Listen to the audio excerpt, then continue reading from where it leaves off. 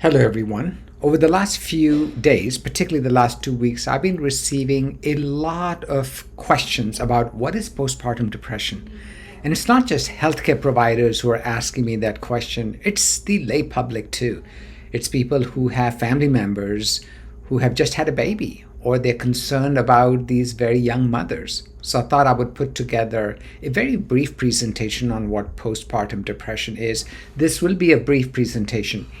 Down the road, we'll be talking about the deep neurobiology, the neurochemistry, and details about treatment for postpartum depression. But right now, let's just have a quick conversation about what postpartum depression is. It's often called PPD for short. So, my name is Rakesh Jain, and I'm a clinical professor of psychiatry as well as in private practice in Austin, Texas. So, when does postpartum depression occur? Well, the postpartum period is typically the first 6 weeks after delivery, and a lot of women, 50 to 80% of women, experience transient baby blues within the first 2 weeks following delivery. But on the other hand, a few women, the few but important numbers of women, can experience postpartum depression or even postpartum psychosis. 0.1 to 0.2% of women can experience that. So postpartum depression, generally speaking, is depression that occurs anytime during the first 12 months after delivery. And we tend to separate it out from regular depression because there potentially is a different biochemical basis to the depression that occurs right after the postpartum, after the baby is born. So why should we worry about postpartum depression? And by the way, some women are at increased risk for mood disorders because they have demonstrated that during periods of hormonal fluctuations, they have had greater challenges, like women who've had depression in their premenstrual periods or other pregnancies that have ended in postpartum depression. We do tend to worry more about such women. So going on to talk about when it tends to peak, 18 to 44 years of age, which really are the childbearing age. And this is worrisome. Look at the second bullet point. It is a common condition, far more common than most of us, including yours truly, appreciate it. Anywhere between 6% to 16%, which is a lot of women, experience not just baby blues, but postpartum depression. The impact can be considerable. And if you think about it for a second, the impact is on the baby. The data shows that a baby with a mother who has postpartum depression can have delayed cognitive and psychological development, can be fussier, may not vocalize and verbalize appropriately. The motor skills may be delayed. And of course, the impact on marriages and partnerships can be enormous. Postpartum depression has my respect. And it really needs to have the respect of the entire medical community as well as the lay public. In terms of what are the symptoms of postpartum depression, they look identical to the symptoms of major depression. So it tends to be obviously depressed mood that's persistent, inability to enjoy things. But many women with postpartum depression in particular report irritability. They report anger. They report resentment towards the baby or thoughts of even harm to the baby, which of course frightens them no end.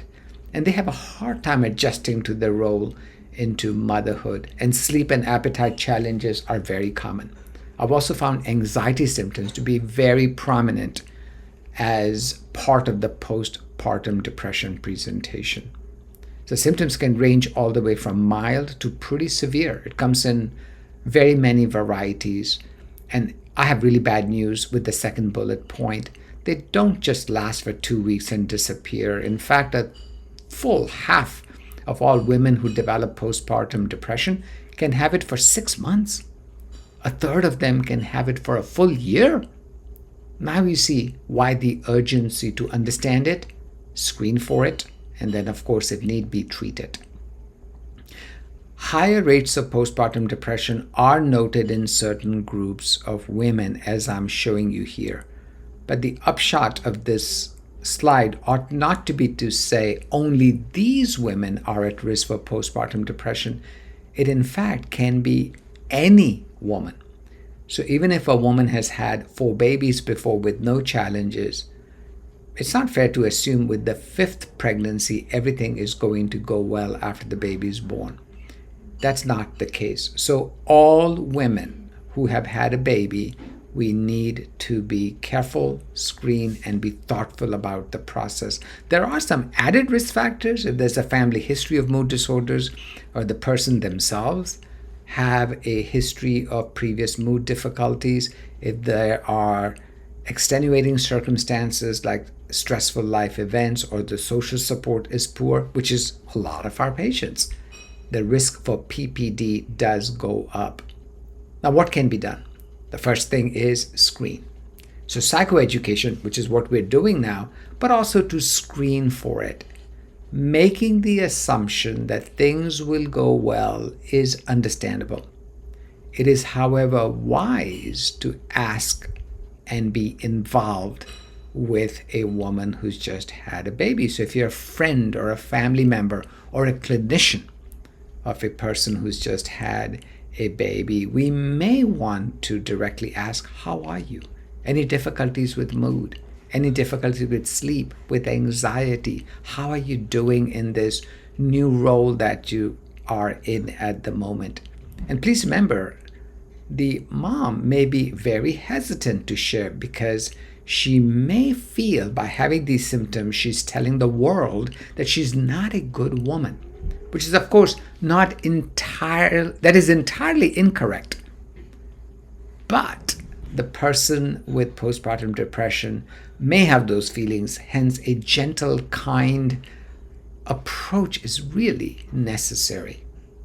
So besides, obviously, those heartfelt questions that we will be asking, screening instruments are valuable. I like the PHQ-9. It's a great instrument for screening for depression. But on the other hand, in the postpartum period, the Edinburgh Postnatal Depression Scale, EPDS, please remember that acronym, EPDS, may be of particular help. It is simple. But you may want to remember that asking simple questions, how overwhelmed have you felt? What's the degree of it? Have you had any concerning thoughts about yourself or your baby? How are you adjusting to this new role?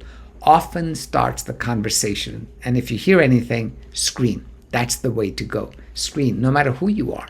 Whether you are the birth doula, if you are the nurse involved, if you are the clinician involved, who's the prescriber, if you're a family member, oh my gosh, let's just make sure they get to the right person and get screened. Sure, EPDS is not perfect. What is perfect in life? Nothing, right? It does have high sensitivity, but not high specificity. So a positive screen doesn't automatically mean a diagnosis. It does, however, mean that I need to pause and be thoughtful about evaluating the clinical situation perhaps just a little bit better. The scoring is quite easy. It's just 10 items. I will show you the scale in a minute. It's very approachable. It's not intimidating. It talks about the last 7 days.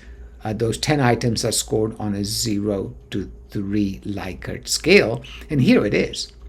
9 or less, no particular worries. Let's be watchful, but no particular worries. But anything over a 10 or greater, time to take a deep breath, examine, and check it out.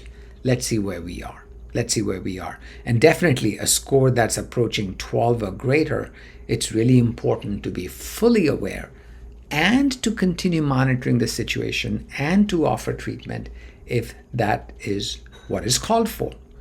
This is what the scale looks like. As you can see, it's a very straightforward scale. 10 items. There's actually an example given on how to fill it out. Quite easy. As I said before, has high sensitivity, which is very helpful. Doesn't have high specificity, but I think that's acceptable in a screening instrument.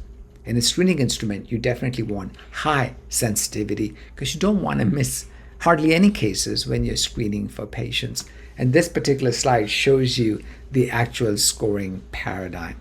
As I said, it's remarkably easy instrument to score. Please do get familiar with it. It is available without copyright protection on any search engine you are using on your computer. It's a good idea to have a copy of it when such patients exist in your clinical caseload. In terms of treatment, we have a lot. The first thing is understanding. Psychoeducation in itself can be helpful. For a person who's just had a baby to feel that their symptoms are understood, especially when they themselves don't understand the symptom, can be hugely therapeutic. OB-GYNs can be and should be involved, perhaps even pediatricians who are seeing a newborn baby, and of course the mother's bringing the baby in. Primary care clinicians, psychiatry should be involved. And if a high-risk situation is detected, we should all react to it immediately. This tends to be one of the few situations where all hands-on deck approach would be entirely appropriate, because there's tremendous risk here to the mother, to the baby, to the family. In terms of actual treatments, there'll be a time and a place for us to talk about in greater detail in the future video messages I will share with you. But right now, I say start in the reverse order. Start with support group information. If need be, let's move on to counseling, individual or group setting. And then, of course, pharmacologic treatments are appropriate. As long as we name the condition, as long as we measure the condition, as long as every involved party is on guard, things tend to go well. Here are the two resources I would recommend you be aware of. Postpartum Support International, their web address is present here, along with postpartum education for parents. I think psychoeducation is a great need with postpartum depression, because most young families have not understandably considered this as a possibility. And with 6 to 16% of childbirths resulting in the mother developing postpartum depression, it's not an uncommon disorder at all, is it? So offering them education is important. And if there is need for clinical intervention, be it formalized psychotherapy, be it formalized appropriate pharmacotherapy, so be it. So in summary, postpartum depression is far more common than perhaps any of us realized before. Number two, it has real consequences. It's not just the postpartum blues. When postpartum depression arrives, it's a major event that the family will probably never forget about. It is also quite easily missed. That's why we're talking about it. That's why for the rest of the year, I'll be sending you brief educational messages on this topic. We should screen for it. Let's learn the art of using the Edinburgh scale that I talked about. And finally, it can be treated quite successfully. Most women with this condition, with the right combination of non-pharmacologic and pharmacologic treatments, do get better. And there have been major strides made in the pharmacological treatment of postpartum depression. There'll be another time and place to talk about that. So with that, I thank you very much for your interest in the plight of these lovely individuals who sadly suffer from postpartum depression. But the hopeful message I wanted to leave you with is quite straightforward. As long as we appreciate we have a common disorder, but it can be screened for, it can be identified, it can be treated, I think empowerment is the word of the day. Thank you very much.